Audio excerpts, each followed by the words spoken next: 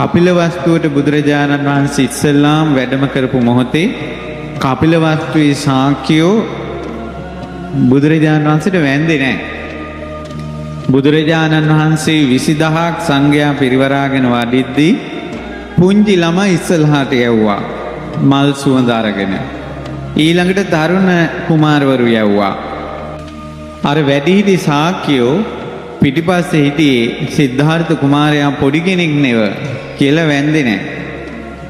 ඒ ශාක්‍යයන්ගේ කුලමානය දුරු කිරීම පිණිස බුදුරජාණන් වහන්සේ මේ මොහොතේම මහ පොළොවෙන් ආකාශයට පැන නැංගා. ආකාශයට පැන නැගලා ශරීරේ ගින්දරත් ජලයත් එක විට විහිදවන. ඒ කියන්නේ ගින්දර විහිදවන්නේ එක භාවනාවකට සම්බන්ධින්න ඕන. ජලය විහිදවන්නේ එක භාවනාවකට සම්බන්ධින්න ඕන. දැන් මේක දෙකම එකපාරයි. මේ දෙවියන් මරුන් බබුන් සහිත ලෝකෙ කිසිම කෙනෙකුට ඒ සමාධි දෙකට එකපාර සම්බන්ධින්න බෑ. ඒක යමක කියන්නේ දෙකට යමක මහා ප්‍රාතිහාර්ය කියන්නේ. කාටවත් මුගලන් මහරහතන් වහන්සේට සම්බන්ධින්න බෑ දෙකම එකට.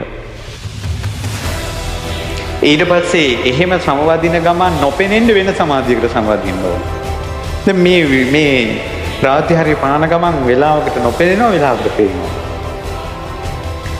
එහෙම ප්‍රාතිහාර්ය පාමින් සැතපෙනවා නම් වෙනම සමාධියකට සම්බන්ධින්න ඕන. මේ ඔක්කොම කරගෙන සමාධිය සැතපෙන ඉරියව්වෙත් ඉන්නේ. සිව් ඉරියව්වෙන් මෙහෙම. රත්තරන් පාට ශරීරයෙන් විහිදවන්න ඕන නම් වෙන සමාධියකට සම්බන්ධින්න ඕන. නිල් පාට විහිදවන්න නම් වෙනම සමාධියකට සම්බන්ධින්න ඕන. අර ප්‍රාතිහාර්ය ඔක්කොම පහන ගම නීල, පීත, ලෝහිත, ඕදාත, මහන්දියස්ත, ප්‍රභාස්වර සියලු රස්මාලා විහිදවනවා. ඒ ප්‍රාතිහාර්ය පෑමත් එක්ක තමයි ඥාතීන් වන්දනා කළේ.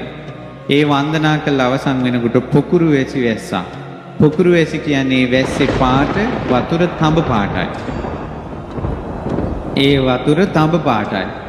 ඒ වැස්ස ඇඟට වැටෙනකොට කෙනෙක් තෙමෙන්න කැමති නැත්නම් එයාගේ ඇඟට වැටෙන්නේ නැහැ. තෙමෙන්නේ නැහැ. නෙළුම් පතකට වතුර ටිකක් වැටෙනකොට නෙළුම් පතේ රඳින්න නැතුව යනවා වගේ ඇඟේ රඳින්න නැතුව වැටෙනවා. තෙමෙන්න කැමති නැති අය. වස්ත්‍රයක්වත් තෙමෙන්නේ නැහැ. ඊට පස්සේ තෙමෙන්න කැමති අය තෙමෙනවා. තඹ පාට වතුර ගලාගෙන යනවා. ඒ පොකුරු වැසි මැද තමයි භාග්‍යවතුන් වහන්සේ ධම් දේශනා කළේ.